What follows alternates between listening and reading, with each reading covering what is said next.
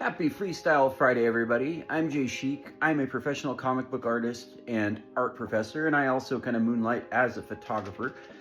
And I recently made a video where I suggested that enterprising comic book artists should take up photography. I'm currently putting together a course that is designed to kind of introduce illustrators to photography, or photographers to illustration, I guess could be the other way around for it.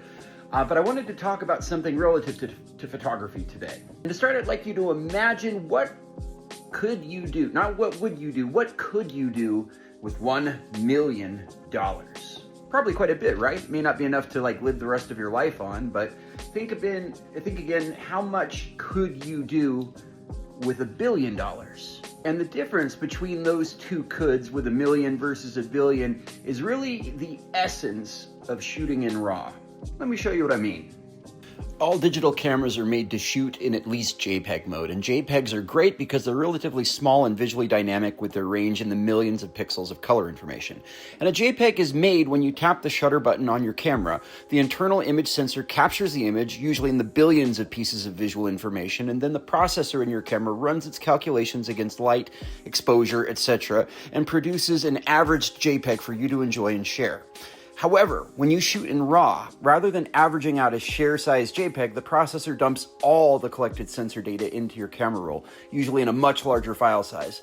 Now on the surface, that RAW image won't look any different to a JPEG version of the same image, but because you have the entirety of the sensor data, you have much more latitude for customizing and editing your own JPEG.